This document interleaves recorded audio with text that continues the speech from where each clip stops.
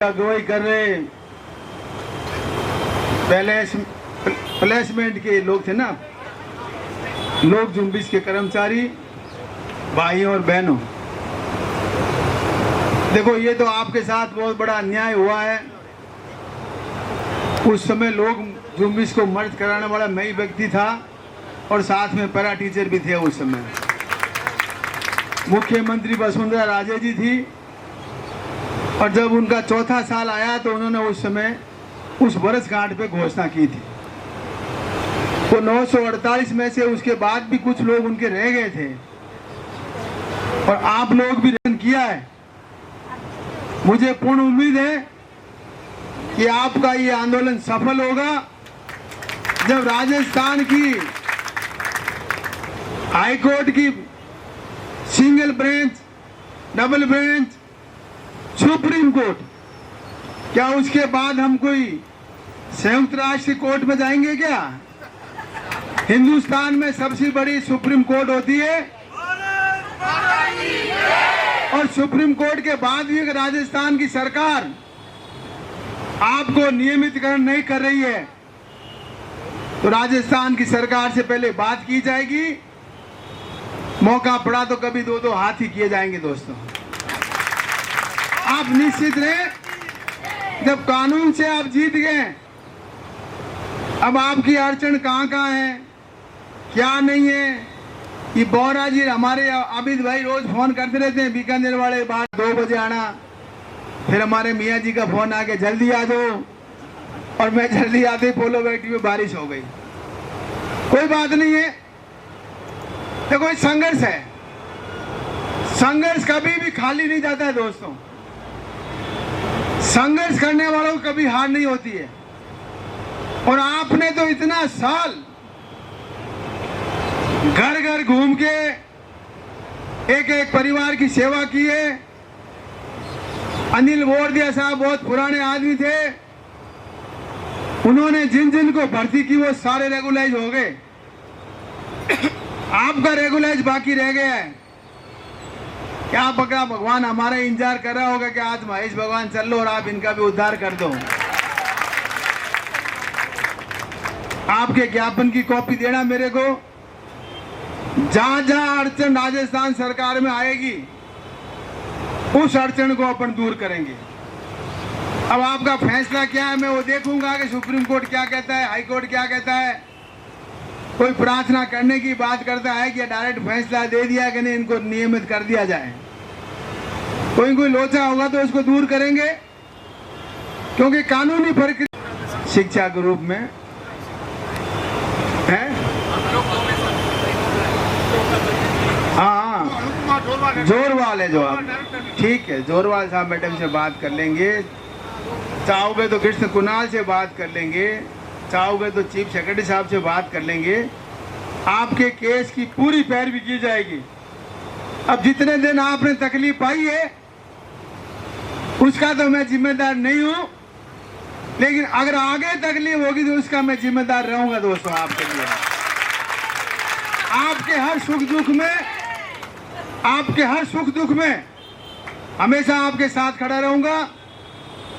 जब भी आपकी बात होगी, चाहेंगे तो अपने मदन दिलावर साहब से भी बात करेंगे आपके लिए। अभी 2 दिन तो सरकार खेल कूद में बिजी है। कहीं आज 60,000 पौधे माननीय मुख्यमंत्री महोदय लगा रहे हैं टोडा रायसिंह में। 3-4 मंत्री वहां बिजी हैं, बाकी मंत्री कहीं खेल कूद करवा रहे होंगे। लेकिन आप निश्चित होके जाना अपने घरों पे कि जयपुर में 1 दिन का ही धरने का परमिशन मिलता है। ये एक बड़ी बीमारी है यहाँ, और इस बीमारी में क्या है, पहले लिखा पढ़ी कर लेते हैं। आपसे कमिश्नर साहब का ऑफिस पास ही है कि 5 बजे बाद रुकोगे तो कार्रवाई करेंगे, वो करोगे तो ये करेंगे।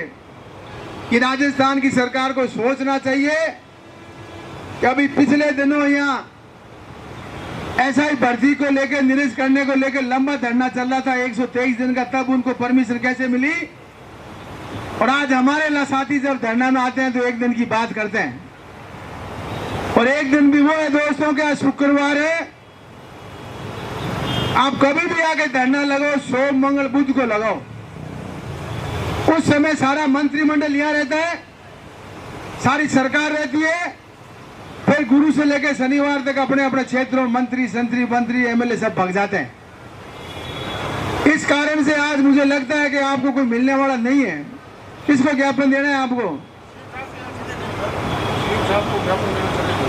चले गए, बुला लिया उन्होंने, कोई बात नहीं। वो डिमांड था, वो क्या ज्ञापन है जो आपका साइन नहीं है तो कोई दिक्कत नहीं, ऊपर का पेज दे दो आप भले।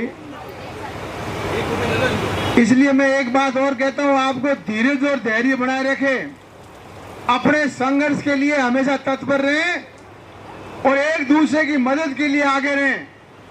ये नहीं कि एक फिट रहे हम देखते रहें, एक सब के लिए, सब एक के लिए, ये अपना एक काम होना चाहिए।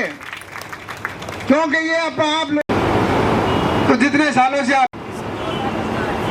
23 साल में तो कितने बड़ा बच्चा हो जाता है, बच्चे का बच्चे हो जाते हैं दोस्तों। आप फिर धीरज और धैर्य के साथ लगे हुए हैं।